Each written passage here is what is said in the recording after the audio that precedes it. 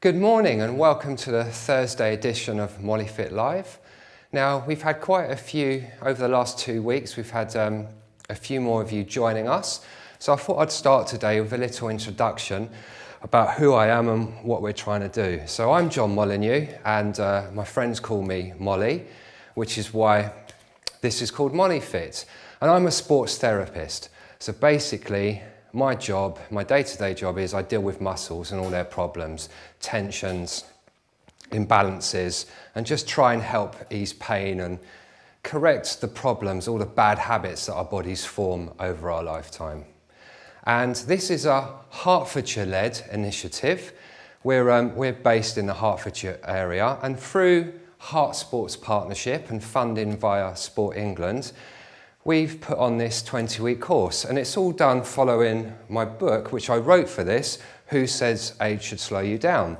And it's basically a 20-week course to encourage daily exercise with the goal of improving walking. I could have picked loads of subjects, but I thought, well, because of lockdown and people being stuck indoors and losing their mobility, I thought we'd try and promote mobility and try and deal with all the problems that may have occurred during lockdown and going out less. So that's what that is. So it's a progressive course, and it just basically, I've been doing this job for over 20 years, and it's just using all the little nuggets that I've gained over the last 20 years. So it starts with core. In my eyes, that's the most important thing.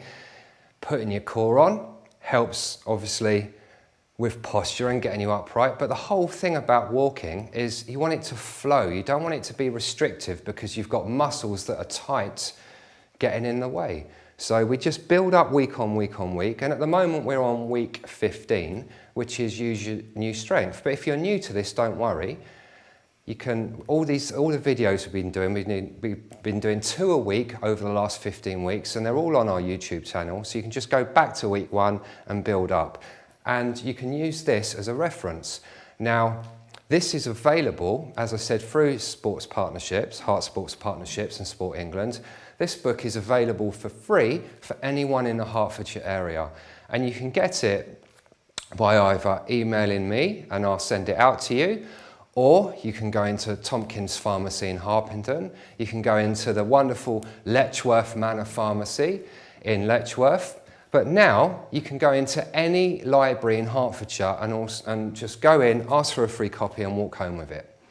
So that's what we're trying to achieve, and basically the reason we've done this is we're trying to see if we can merge a bit of old school and new school. So yes, you can use this as a reference and get it, purchase it or get it for free, but also we're just seeing if using social media and using live streaming works. So it's a test pilot really. It's a 20-week test pilot just to see if it works. So anyway, that's enough of that. Let's get back onto our exercises. So as I said, this week's week 15, and it's use your new strength. Now, before we begin, I just want to say hello to Azalea Rooms of messaging. We've got Marilyn's messaging. Good morning to you. Hope everyone's well. Hope you're enjoying it so far, and I hope you've benefited so far. So what we're going to do is just do a little warm-up first of all, and I'm just going to get you to just march on the spot. Now over this, I've been talking about the Molly checklist. So you want your feet hip distance apart. You want to activate your core. You don't want to put any unnecessary pressure on the spine, so you want a nice neutral spine. You want to open your chest, relax your shoulders, and really importantly, keep your head up. Okay, try not to look down to the floor, because as I've said in the previous weeks, we've got 5 kilograms sitting on top of our necks, and if it's leaning forward, then it's going to make you much more prone to falling. So head up and eyes forward. Nice deep breaths, good. Right, from there, I want you to do a little calf stretch. So we're just going to step forward. When you step forward, make sure your feet stay hip distance apart, because if you bring them here, obviously it decreases stability. So the foot stays hip distance apart, and we're just going to glue that back heel down into the floor and lean forward on our front leg. Keep that back leg straight, the back heel pressed down, and you should feel a nice big pull in the calf. So One reason that you might be struggling on your feet and walking a bit wooden and a bit rigid are the calf muscles are tight. They are massive, powerful muscles. And if they're tight, they decrease the flexion of your ankle. And if that joint doesn't flex properly, pressure goes on the next joint up, which is the knee. And if the knee's no good, it goes to the next joint up, which is the hip. So it starts a chain reaction. So just by doing this simple stretch, let's swap sides, can really benefit your ability to walk with flow and rhythm. So let's just hold that there. All stretches should be done for about 20 seconds. And that makes sure they're beneficial, and it makes sure the stretch kicks in and actually does some good in the muscle, realigning those muscle fibers. So we just hold that for another 5, 4, 3, 2, 1. Good. And the other thing I want you to think about, this is an easy exercise. Again, really beneficial. Just put one leg out and just rotate.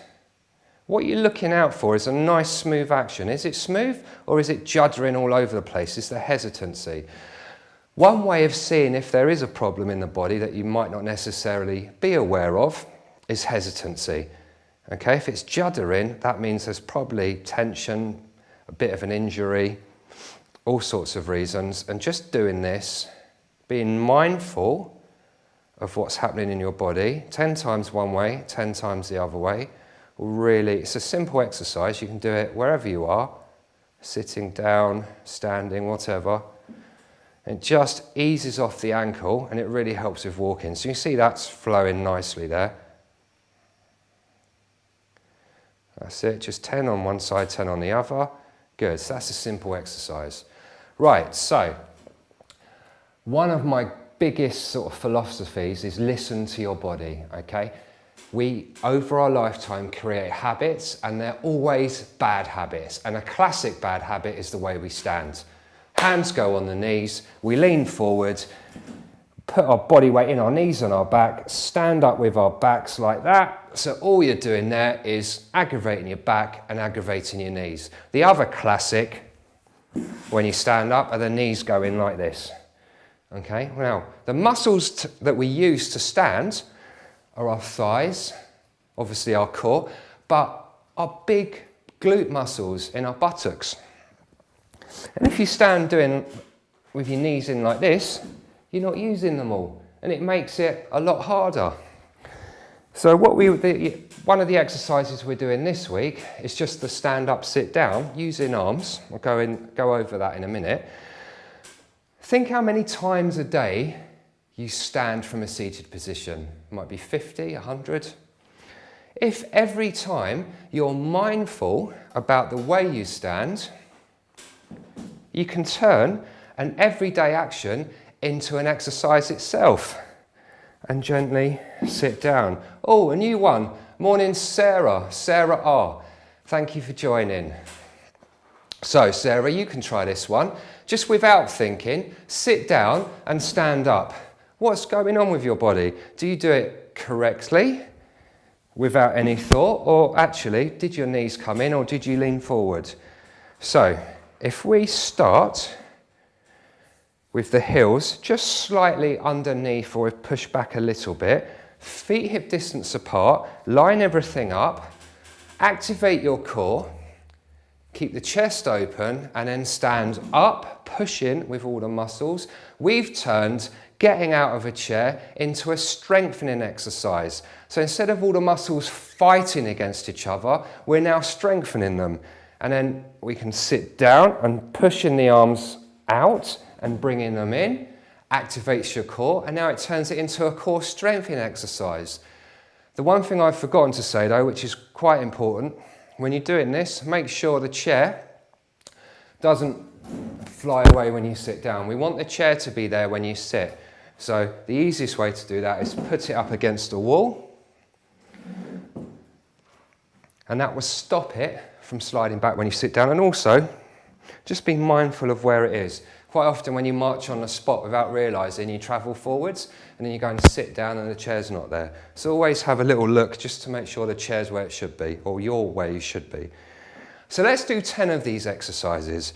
Let's sit down, lining everything up, and stand up. Ready? We're going to push out as we sit down.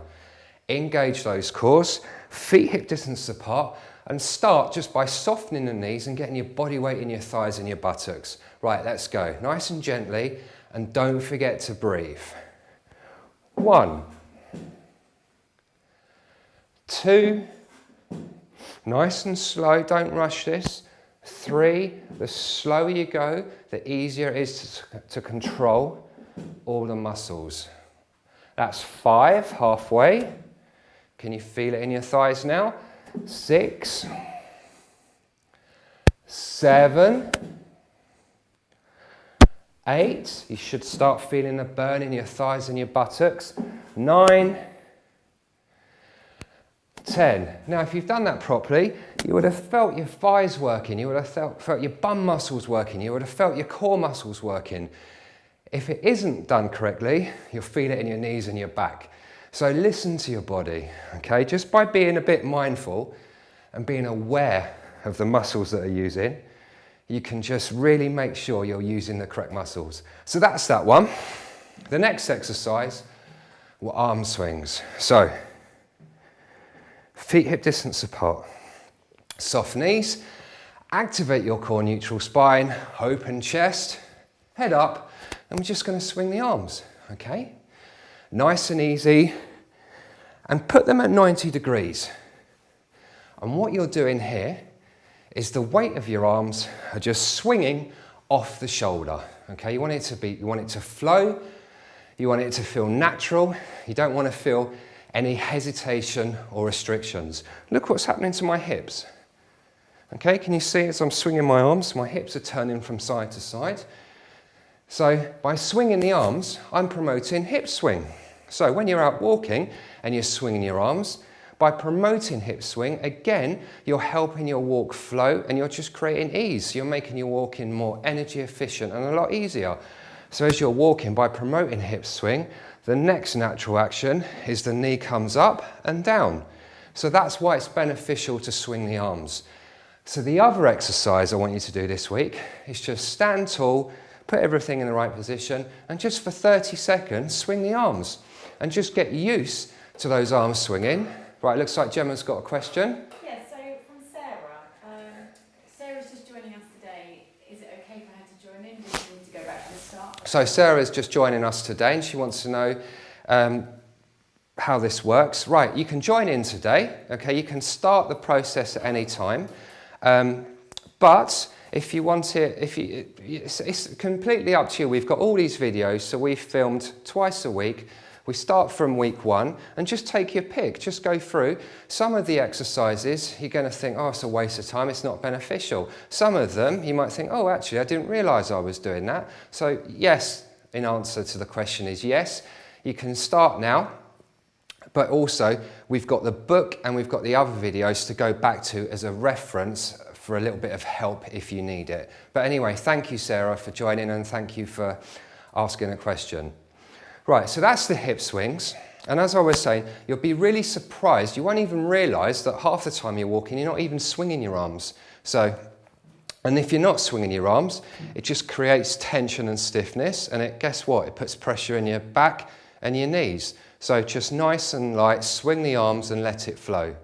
And the third exercise we've done this week is just standing with your core on. Now, back in weeks 1 and 2, I was teaching you what your core was and how to activate it. And in week 3, we had a look at just strengthening it. Now what we're going to do, which is a lot harder actually, we're going to use the core standing. I think it's a lot easier to activate your core and strengthen your core when you're lying down or sitting. It's quite hard to do it standing because most of us don't stand in the anatomical correct position. We're basically too tired, too stressed and too old. And our body just goes, ugh. And what happens here is we slouch, our shoulders move forward, we get round shouldered. Instead of our body weight sitting in our core, it sits in our back, gives us a bad back. So it's quite difficult to stand with engaged core because most of the time your body's being naughty and getting you to stand like this because it's a lot easier. And our bodies are lazy and it will always try and find the easiest way to do something, which is when we're sitting down relaxing, we just tend to slouch and put our body weight in our back. But a classic example, look at my stomach. When I look at it hanging out there like that. So as I'm going like this, I'm pushing my body fat forwards. As soon as I stand anatomically correct, pull my stomach in, look, put my core on, my stomach gone. So again, if you're a bit mindful about posture and the way you look, just standing with your core on, with your head up, you just look and feel so much better. So let's try that. Let's stand tall. We want our feet hip distance apart. We want our knees soft. Okay, neutral spine. And what I mean by this, if you're new to joining us, a neutral spine is not arched, not flat. It's in the correct position for you. Now, you know your spine's neutral because simply you just don't feel any body weight in the back, okay? If your spine's neutral and you've got your core on, you'll feel you're holding your body weight here and not in your back. Okay, so that's what a neutral spine is. Then we're gonna open our chest. So don't yank the shoulders back, just from the sternum, lift it to the shoulders, relax the shoulders. Make sure they're not up in orbit. A lot of us, because of the stress of the current situation, we're walking around with our shoulders as earrings. So just taking a breath and lower those shoulders. Head up, like so. Now let's activate the core. So we're going to try and find the sweet spot. Now when you first put the core on, you're going to whack it on. You're going to try too hard, you're going to put everything on. And one of the core muscles is the diaphragm. And so if you're straining your diaphragm, you're going to stop breathing. So that's always an indicator you're trying too hard if you're not breathing. Obviously, we want you to breathe. So be mindful that the oxygen's coming in. Now, put your core on as hard as you can. So that is, imagine you have a zip from your groin going up to your belly button. Zip it up and you'll feel these muscles sucking in. Now, I've stopped breathing because I know I'm trying too hard. So what you're going to do now is just reduce that effort by half, okay? But keep the core on. Now, reduce it by half again and keep the core on. And what you should feel here, the TVA muscle, you should feel a muscle is activated, a muscle switched on. You shouldn't feel it's strained. You should just be aware that it's on, and that's your core muscle. Now, what I would like you to be able to do is stand in the anatomically correct position for 2 minutes with your core on.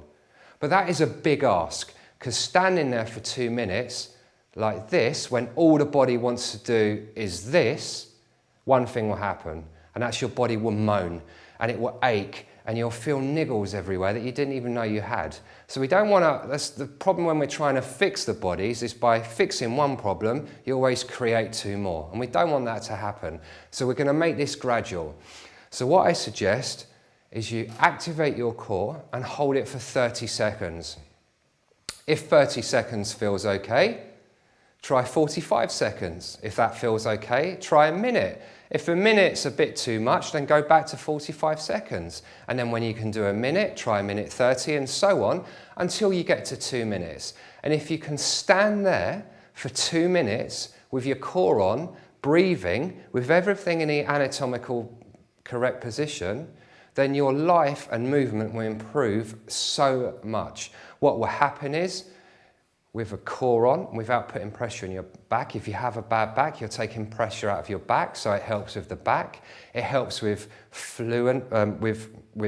walking, and it helps with flow and rhythm.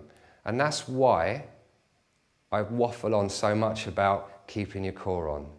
So they're the exercises to try this week. Standing tall, activate your core, see if you can hold it for 2 minutes whilst breathing and not aching too much everywhere else.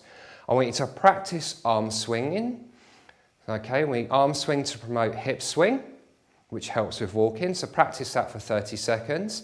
And the other one, every time you stand up from a chair, be mindful about what's going on with the body and be mindful about the muscles you're using.